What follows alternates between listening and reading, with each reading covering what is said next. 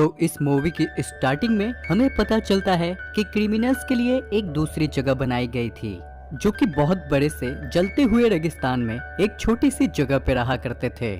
इनमें से जो भी क्रिमिनल बगावत करने की कोशिश करता उसे बैड बैचर्स कहा जाता है और उनके बॉडी पे एक नंबर भी लिख दिया जाता है ताकि उन्हें पहचाना जा सके। यहाँ पे हमें ये भी पता चलता है कि यहाँ के लोगों को दो भाग में डिवाइड किया गया था। एक नॉर्मल इंसान होते हैं और दूसरा होता है कैनिबल्स का ग्रुप, जो कि इंसानों को खाया करते हैं। तभी हम यहाँ पे पुलिस वालों को देखते हैं जो कि एक नए कैदी यानी कि एक लड़की को लेके आते हैं। वो इस लड़की को इस जगह पे छोड़ देते हैं। यहाँ पे टोटल 5000 से भी ज्यादा क्रिमिनल्स होते हैं और इस जगह को बड़े बड़े जालों से घेरा होता है ताकि कोई भी क्रिमिनल यहाँ से भाग न सके। हार्लिन नाम की ये लड़की जब अंदर जा रही होती है तो वो एक बोर्ड देखती है जिस पे लिखा होता है कि ये जगह अमेरिका के अंडर नहीं आता, मतलब इसके बाद अगर आपके साथ कुछ भी होता है तो उसके जिम्मेदार आप खुद रहोगे। बहुत गर्मी होने के कारण आर्लिन उस कार में जाके बैठ जाती है, लेकिन इस बेवकूफ को ये नहीं पता होता कि सामने से दो कैनिबल्स आ रहे थे। यहाँ पे आर्लिन कार से निकल के भागने की कोशिश करती है, लेकिन अब तक देर हो चुकी थी। वो कैनिबल्स आर्लिन को पकड़ लेते हैं। जैसे ही आर्लिन की आंख खुलती है तो वो देखती है उसे किसी ने बांध के रखा था।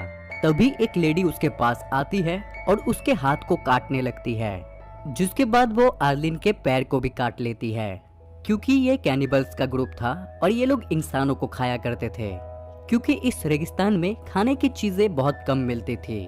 लेकिन दूसरे ग्रुप के लोग खुश होते हैं, उन्हें इंसानों को खाने की जरूरत नहीं पड़ती। कैनिबल ग्रुप को हम देख पाते हैं जो कि बहुत ही ज्यादा फिट होते हैं, क्योंकि वो इंसानों को खाया करते थे। यहीं पे इन कैनिबल्स ने कई सारे इंसानों को कैदी बना के रखा होता है। किसी का उन्होंने हाथ खा लिया था तो किसी के पैर गायब कर दिए थे और अब इन्होंने आर्लिन को भी पकड़ लिया था। आर्लिन यहाँ पे समझ चुकी थी कि उसका बचना इम्पॉसिबल है, लेकिन तभी उसे एक आइडिया आता है। वो अपनी पॉटी को अपने पूरे बॉडी में लगा लेती है। दूसरे दिन हम देखते हैं जैसे ही वो कैनिबल औरत आर्लिन के पास आती है तो आर्लिन का प्लान काम कर जाता है, क्योंकि वो औरत आर्लिन को आजाद कर देती है और उसे अपने साथ जानवरों की तरह घसीट के ले जाती है। आर्लिन को एक जगह पे रख के वो पानी लाने के लिए जाती है। तभी आर्लिन मौके का फायदा उठा के एक लोहे का रॉड छुपा लेती है। अब वो औरत जैसे ही आती है तो वो अपने काम में बिजी होती है।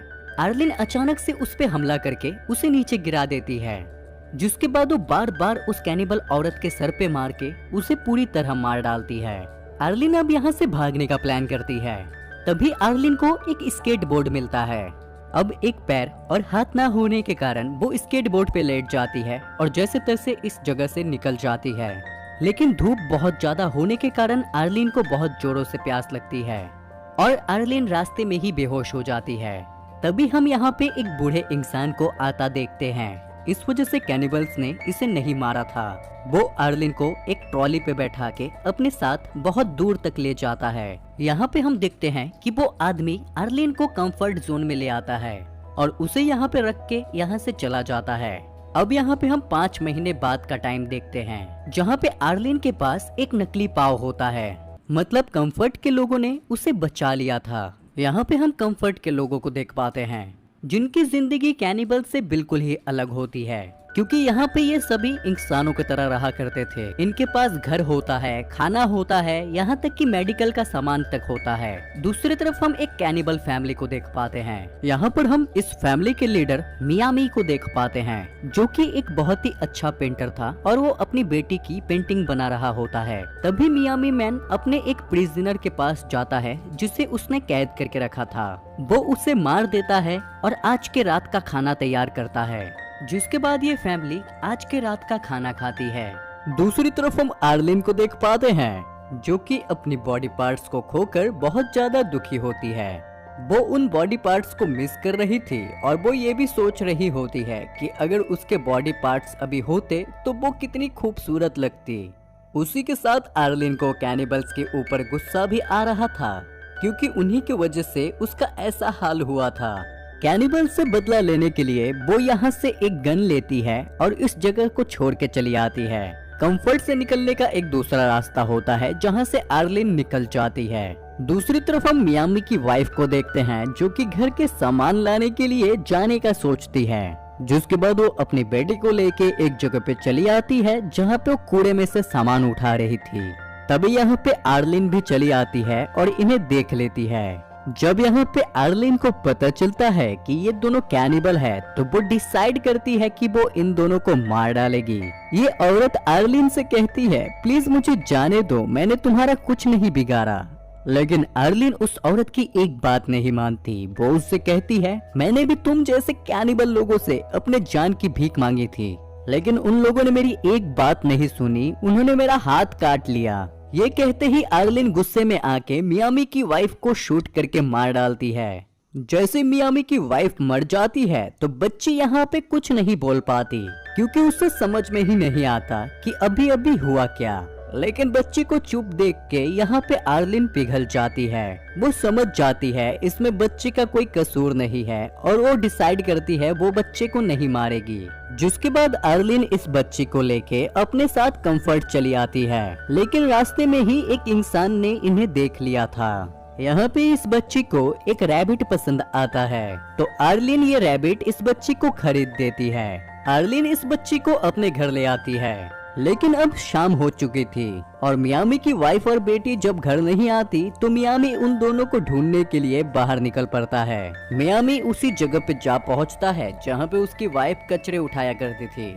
यहाँ पे वो अपनी वाइफ के लाश को देख पाता है जिसे कि कौवे खा रहे होते हैं, लेकिन उसे अपनी बेटी कहीं पे भी नजर नहीं आती। तभी यहाँ पर मियामी को वही भिखारी आदमी दिखता है तो मियामी जाता है उस आदमी के पास और अपनी बेटी का स्केच दिखा के उससे पूछता है, क्या तुमने इसे कहीं पे देखा है? तो वो आदमी कहता है कि हाँ मैंने इसे देखा है, लेकिन मैं तुम्हें इसका पता तभी बताऊंगा जब तुम मेरी भी इसी तरह एक अच्छी सी स्केच बना के दोगे। तो मियामी के पास कोई रास्ता न होने के कारण वो अपने गुस्से को घोट जाता है और इस आदमी की एक मस्त सी पेंटिंग बना के देता है। उसके बदले में ये आदमी उस पेंटिंग में लिख देता है कि फाइंड कंफर्ट, मतलब तुम्हारी बेटी कंफर्ट में है, तुम्हें उसे ढूंढना पड़ेगा। दूसरी तरफ हम आर्लिन को देख पाते हैं जो कि उस बच्ची को एक डिस्को में लेके आती है। इस डिस्को में इस कंफर्ट का सबसे अमीर आदमी होता है जिसका नाम ड्रीम था। सभी ड्रीम को बहुत पसंद किया करते थे क्योंकि ड्रीम एक लौता ऐसा इंसान था जो कि पूरे कंफर्ट जोन में ड्रग सप्लाई करता था। और उस ड्रग की सबसे स्पेशल बात ये थी कि उसके अंदर एक तरह का मैजिक था। जो भी उस ड्रग को कंज्यूम करता था वो अपनी दुनिया से अलग किसी और दुनिया में ही खो जाता था। उन सब इंसानों को ऐसा फील होने लगता है जैसे मानो वो ड्रीम में आ चुके हो। इसी वजह से तो उस सप्लायर को ड्रीम कह के सब बुलाते थे और ड्रीम इस कंफर्ट का मेयर भी था।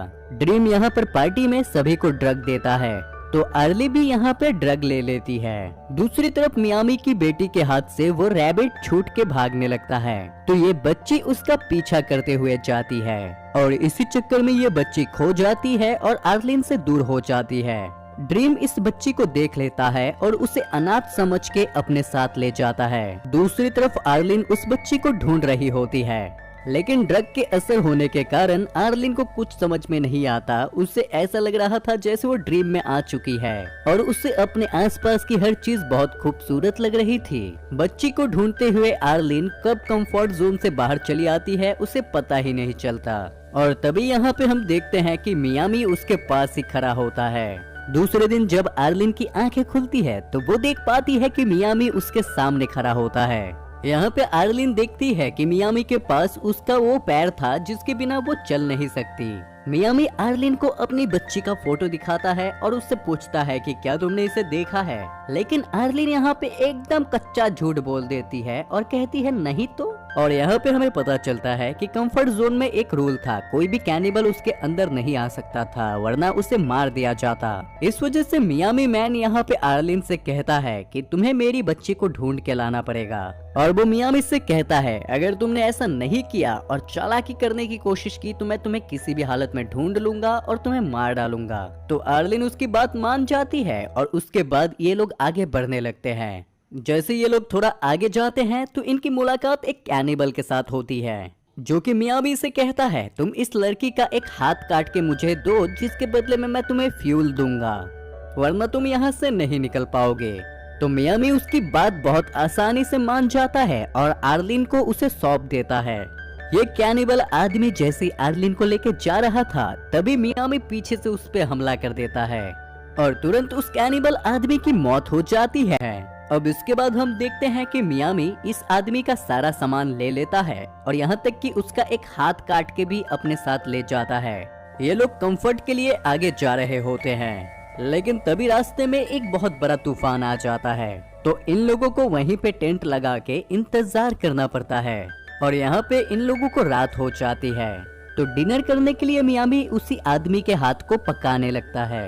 आर्लिन यहाँ पे मियामी से पूछती है आखिर तुम कैनिबल यानी कि बैड बैचर्स कैसे बन गए। तो मियामी यहाँ पे बताता है कि मैं बस 16 साल का था जब मैं अपने घर से भाग के अमेरिका चला आया, लेकिन अनऑथराइज्ड पर्सन होने के कारण मुझे इस जगह पे फेंक दिया गया। और बातों ही बातों में आर्लिन और मियामी की दोस्ती बढ़ने लगती है, लेकिन तभी अचानक कोई मियामी को गोली मार देता है और तभी यहाँ पे एक आदमी चला आता है जो कि आर्लिन को अपने साथ चलने का कहता है। आर्लिन अब सोच में पड़ जाती है कि उसे मियामी के साथ रुकना चाहिए या फिर इस आदमी के साथ जाना चाहिए। ये आदमी कंफर्ट जोन का था, इस वजह से आर्लिन डिसाइड करती है और उसके साथ कंफर्ट में वापस चली आती है। लेकिन कंफर्ट में आने के बाद आर्लिन को बिल्कुल भी अच्छा नहीं लग रहा होता, उसे कुछ तो कमी लग रही थी। वो उस टाइम को याद करने लगती है जब मियामी ने उसकी जान बचाई थी, उसका ख्याल रखा था और उस वक्त को जब वो दोनों एक साथ होते हैं। यहाँ पे आर्लिन को एहसास होता है कि वो मियामी को पसंद करती थी।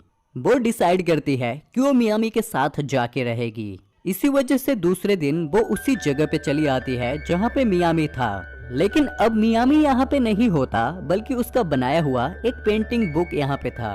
वो उस बुक को लेके वापस कंफर्ट में चली आती है। तभी हम उस अकेले आदमी को देख पाते हैं जिसे कई सारे कौवे डेजर्ट में उड़ते हुए दिखाई देते हैं। तो वो समझ जाता है कुछ ना कुछ गड़बड़ है और वो सीधे उस जगह पे चला आता है। यहाँ पे वो देखता है कि मियामी बेहोश पड़ा है, तो वो मियामी की मदद करता है। आदमी एक कौवे को भी पकड़ लेता है और उस कौवे का सूप बना के मियामी को खिलाता है। दूसरी तरफ आर्लिन मियामी के स्केचेस को देख रही होती है, जिसमें हालांकि कई सारे स्केचेस बने होते हैं, लेकिन उनमें से एक स्केच मियामी के बेटी का भी था। आर्लिन डिसाइड करती है कि चाहे जो भी हो जाए वो मियामी की बेटी को ढूंढ के रहेगी। मियामी उस पिक्चर को लेके जाती है और कंफर्ट के कई सारे लोगों से पूछती है, लेकिन किसी को भी उसके बेटी के बारे में नहीं पता होता।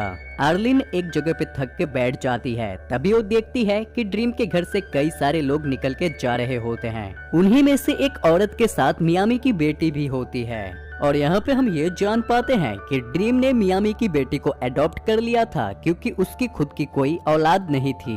तो यहाँ पे आर्लिन सोचती है कि वो तो उस बच्ची को कभी भी वापस नहीं ला पाएगी क्योंकि ड्रीम बहुत ज्यादा पावरफुल है और उसके पास सारी अथॉरिटी है और वो ऐसा कभी नहीं होने देगा। जिसके बाद आर्लिन ड्रीम के पास पहुंच जाती है जहां पे कई सारी लेडीज ड्रग्स बना रही होती है। ड्रीम यहाँ पे बताता है कि आज मैं जो भी हूँ सब इन ड्रग्स के वजह से हूँ। तो आर्लिन यहाँ पे कहती है कि मैं भी इन सब के साथ यहाँ पे काम करना चाहती हूँ, जिस बात पे ड्रीम मान जाता है। यहाँ पे आर्लिन वॉशरूम का बहाना करती है तो वही प्रेग्नेंट लेडी उसे वॉशरूम लेके जाती है, लेकिन तभी आर्लिन अपने पैरों के अंदर से बंदूक निकाल लेती है और उस लेडी को प्रिजनर बना लेती है। आर्लिन इस लेडी को लेकर ड्रीम के पास जाती है और उससे कहती है कि अगर तुम उस बच्ची को छोड़ दोगे तो मैं भी तुम्हारी वाइफ को छोड़ दूंगी। हालांकि ये औरत ड्रीम की पत्नी थी, इस वजह से ड्रीम को उसकी बात माननी पड़ती है। आर्ली उस लेडी और इस बच्चे के साथ मिलके एक कार से यहाँ से निकल जाती है और वो कंफर्ट जोन से बाहर आने के बाद इस लेडी को यहाँ से जाने देती है। जिसके बाद आर्लिन इस बच्ची को लेके आगे जाने लगती है और तभी हम रास्ते में मियामी मैन को देख पाते हैं जो कि उस अकेले आदमी के मदद की वजह से अब बहुत अच्छा हो चुका था।